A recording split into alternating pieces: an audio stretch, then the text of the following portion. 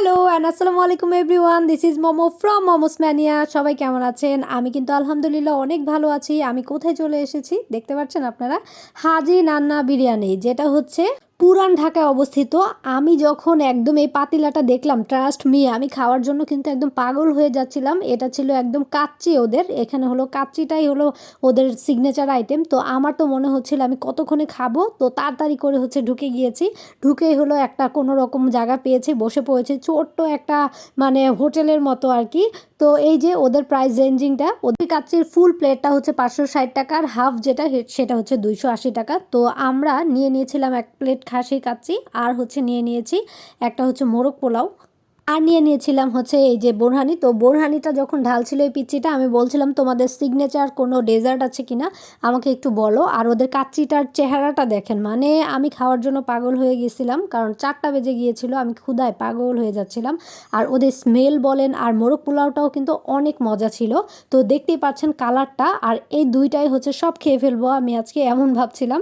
আর প্রথমেই হচ্ছে বিসমিল্লাহ করে খাসির যে কাচ্চিটা সেটা দিয়ে শুরু করলাম। সেটা কিন্তু খুব সফট ছিল, একদম নরম ছিল। আমি যখন ধরছি দেখতে পাচ্ছেন, আর পিসগুলোও কিন্তু বেশ বড় ছিল মাশাল্লাহ। তো চলেন আর দেরি না করে ঝটপট করে খাই বিসমিল্লাহ বলে। তো এই যে খাওয়া শুরু করে দিলাম, আর আলুটাও অনেক মজা ছিল, আর স্মেলটা মানে নান্না বিরিয়ানি সম্পর্কে আমি আর কি বলবো। আমি মনে হয় সবচেয়ে লাস্ট যে কিনা পুরান ঢাকায় এতদিন পরে গিয়েছে। তো ফাইনালি আমার সৌভাগ্য হয়েছে যে আমি পুরান ঢাকায় গিয়েছি, যে হলো এখানে খেতে পেরেছি। তো এই যে, আর খুব আরাম করে মজা করে খেয়ে নিচ্ছিলাম, শসা কাঁচামরিচ লেবু সব কিছু নিয়ে খুব আরাম করে খাচ্ছিলাম। আর আপনারাও চাইলে কিন্তু যেতে পারেন একটা দিন। আর অরিজিনাল স্বাদ যদি কাচ্চির পেতে চান, তাহলে একদম চোখ বন্ধ করে নানা বিরিয়ানিতে চলে যান। এরপরে চলেন মোরগ পোলাওটা খাই। মোরগ পোলাওটাও কিন্তু সত্যি অনেক বেশি মজা ছিল।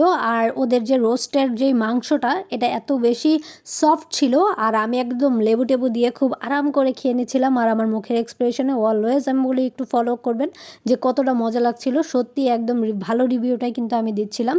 আর এখানে হচ্ছে আমি একটা ছবি তুলে নিচ্ছিলাম। আর এই যে দেখেন মাংসের যে পিসটা খুব নরম ছিল, আর আমিও হচ্ছে একদম পাগলের মতো ওই দিন খাচ্ছিলাম।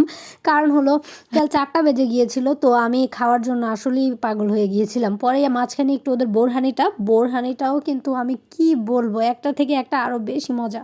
তো সবাই আর দেরি না করে দৌড় দেন তাড়াতাড়ি করে, আর দেখেন যে আমি কি সুন্দর করে খেয়ে নিচ্ছিলাম। এরপর খাওয়া দাওয়া শেষ করে ওই যে খাওয়ার শেষে যে সব বলে না, এটাকে তো সবই বলে, আমি জানি না এটার নাম কি।